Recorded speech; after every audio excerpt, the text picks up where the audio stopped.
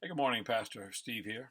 Reading first of all from Jeremiah 33, 2 and 3. Thus says the Lord who made it, the Lord who formed it to establish it. The Lord is his name. Call to me, and I will answer you, and show you great and mighty things which you do not know. Today is the National Day of Prayer.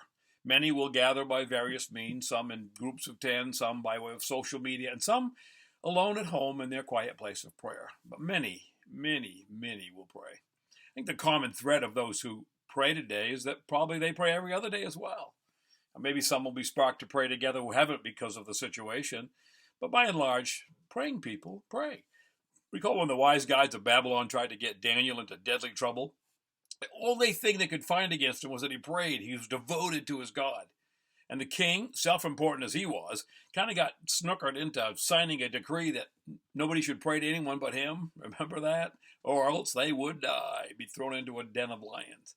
Daniel chapter 6, verse 10, now when Daniel knew the writing was signed, he went home, and in his upper room, with his windows open toward Jerusalem, knelt down on his knees 3 times a day and prayed and gave thanks before his God, as was his custom since early days. See, Daniel didn't wait till he was ordered not to pray to begin praying.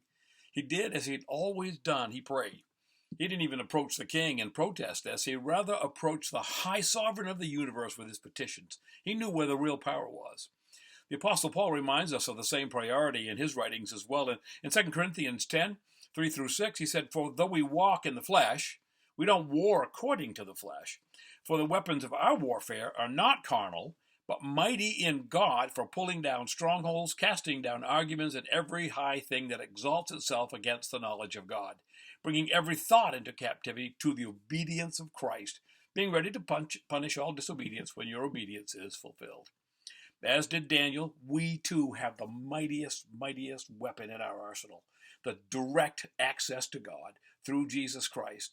Paul calls that weapon mighty for pulling down strongholds, mighty for casting down arguments, mighty for getting rid of things that exalt themselves against the knowledge of God. I know our temptation is to use the power of banded numbers to get our desire accomplished.